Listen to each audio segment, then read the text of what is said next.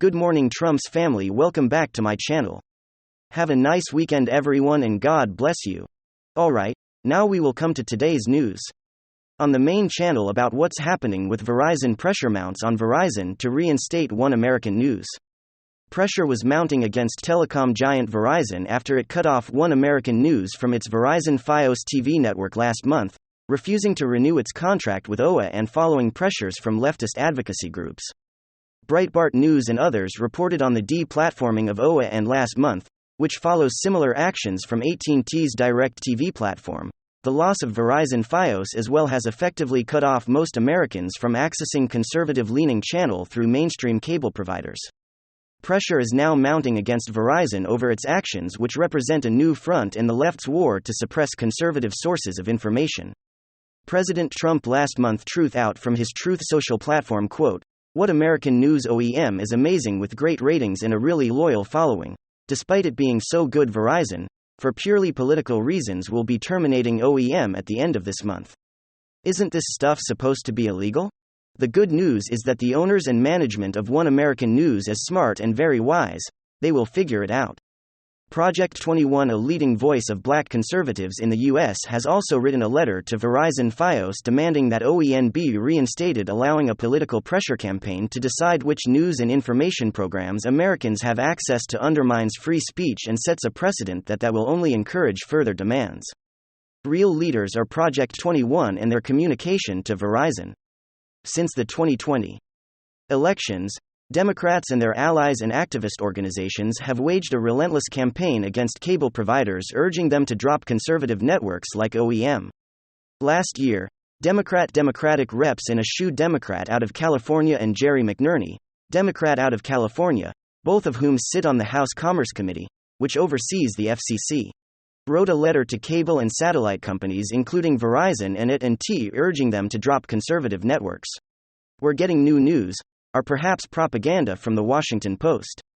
Once again, I said there would be little to no commentary, but this is coming from the Washington Post. So that's that classified documents relating to nuclear weapons were among the items FBI agents sought in a search of President Donald Trump's Florida residence on Monday.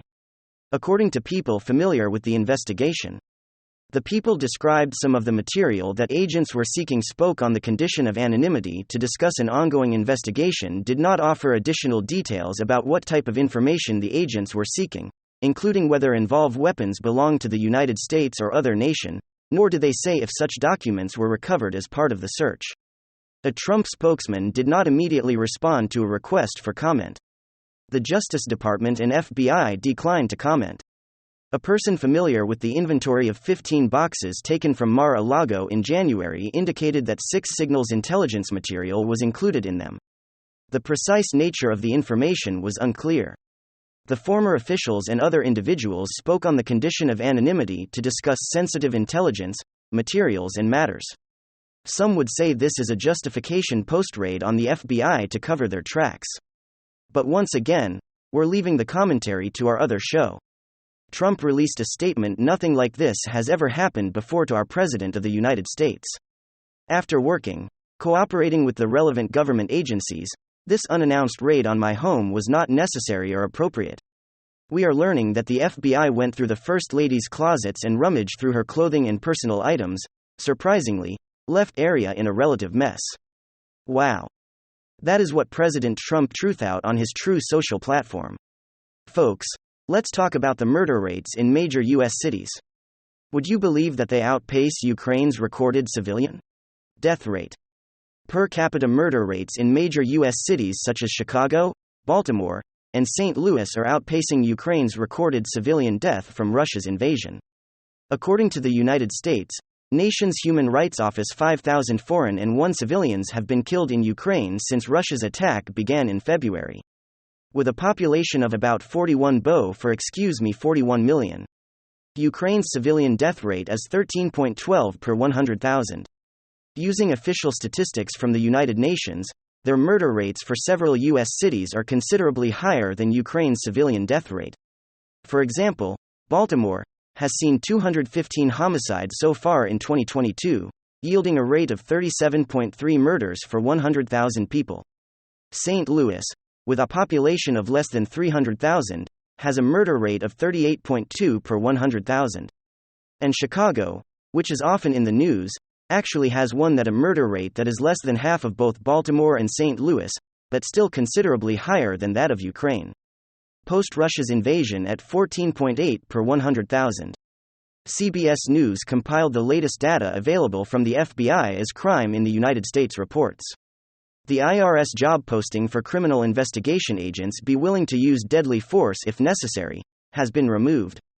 There is an analysis done by myself on this news reporting.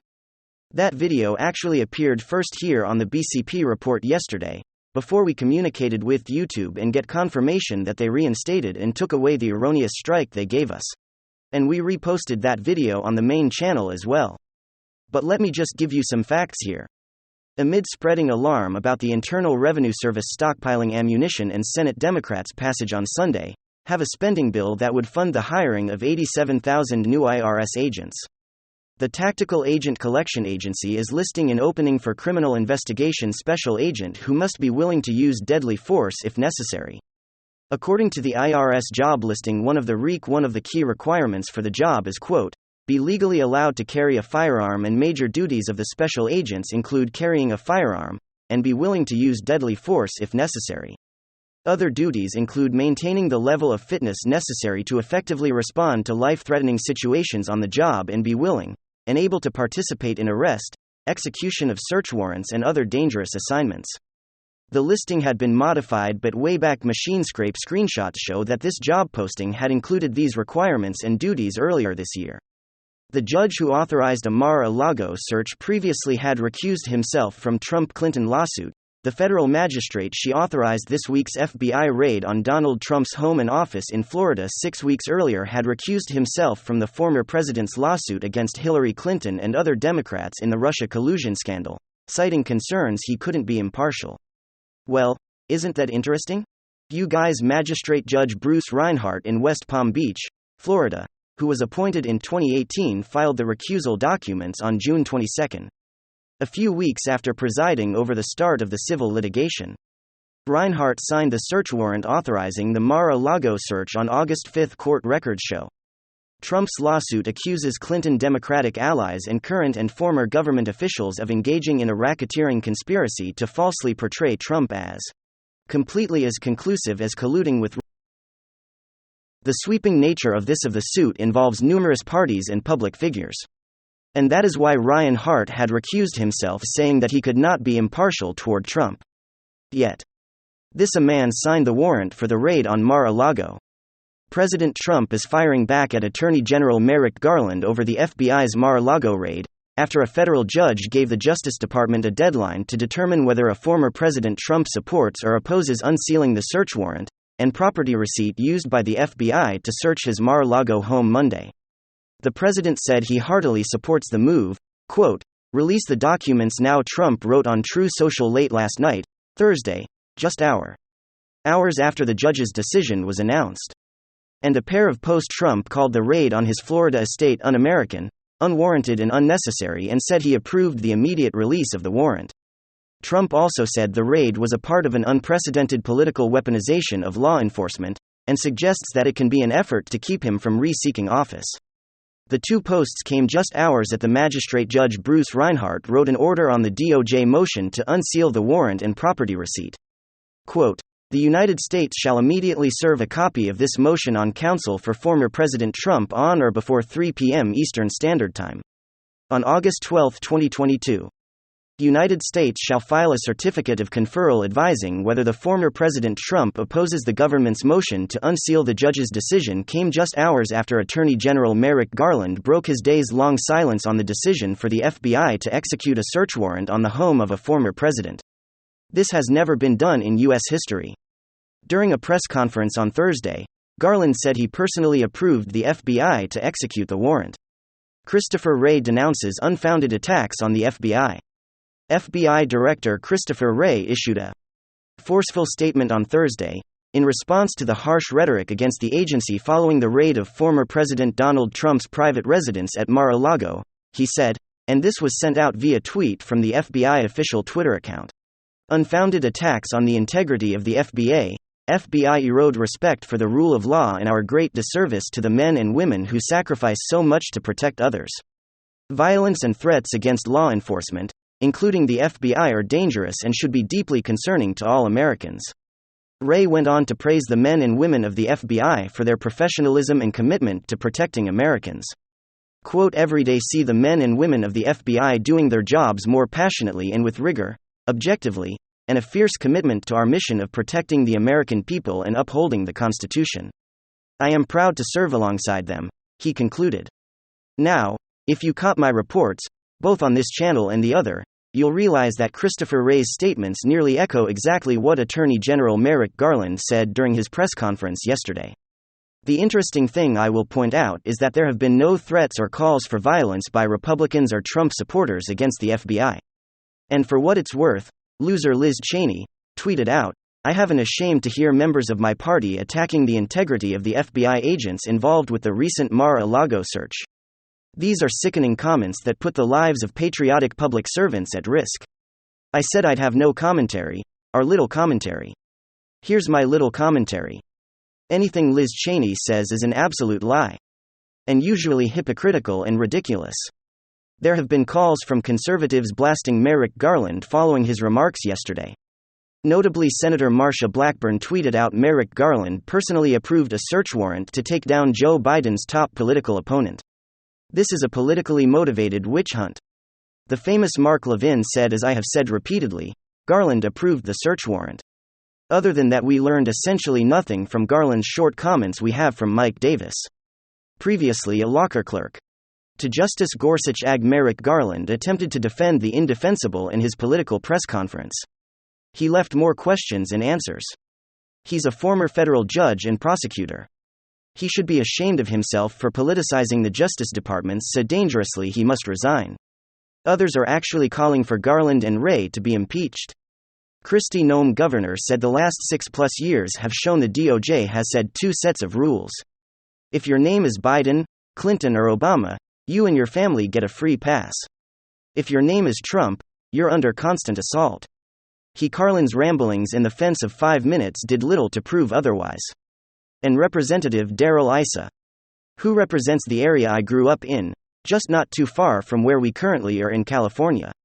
We are Utah residents, but spent a lot of time in California due to my age in laws. Mayor Darrell Rosanna, Darrell Issa, said Merrick Garland reading word for word from notes and refusing to answer any questions. Is this what passes for transparency now? Investigative journalist Paul Sperry says Twitter ban came after a viral FBI tweet, and investigative journalist Paul Sperry said Thursday that he was permanently suspended from Twitter without any explanation. Shortly after he tweeted about the FBI's raid of Mar-a-Lago, by the way, Paul Sperry, I too, was permanently suspended from Twitter without any explanation. And like you, I was unable to find out why I have not been reinstated. They just cut me off. I guess they didn't like the name Black Conservative Patriot, because that is an affront to the leftist propaganda that they want to be dominant on their platform. I said little to no commentary once again. That's why I did that. Quote, no warning, no explanation, reason given, justice, notice your account is permanently suspended. As I was trying to post a tweet, Paul Sperry said in an email to Breitbart News, he said the suspension happened not long after a tweet on August 9. That went viral, in which he said, quote, developing investigators reportedly met back in June with Trump and his lawyers at Mar-a-Lago storage room to survey dogs and things seemed copacetic, but then FBI raids weeks later. Speculation on Hill is that FBI had personal stake in searching for classified docs related to its Spikegate scandal, and quote, Perry said, in other words, the FBI may be covering its own tracks while using the Presidential Records Act as a pretext for the Mar-a-Lago search. By the way, I was also suspended for no reason or warning from Facebook. By the way, I wasn't even active on those platforms, and was just retweeting things that were already on the platform or tweeting links to my YouTube videos.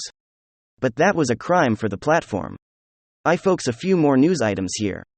Fox Business: inflation hits Americans' grocery bills as food prices accelerate.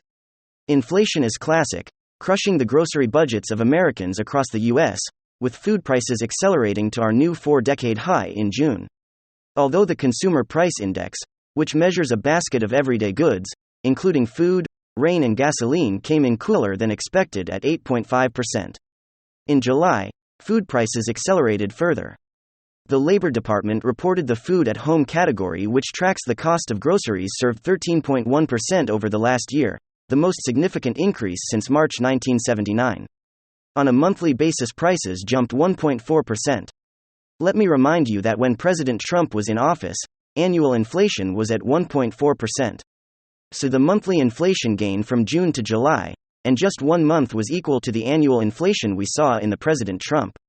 Americans are paying more at the grocery store for a number of items that have climbed considerably in price over the last year.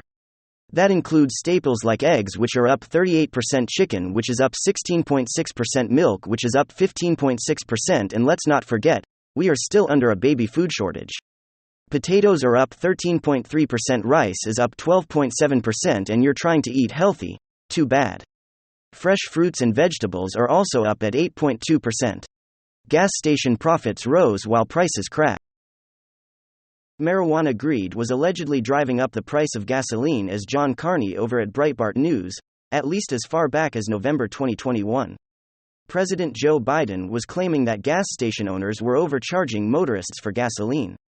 Secretary of Energy Jennifer Granholm has complained about a disparity between gas prices and oil prices. Senator Elizabeth Warren and some fellow Senate Democrats proposed a windfall tax on oil companies. As recently as last month, President Biden implied gas station owners were being unpatriotic by not bringing down prices.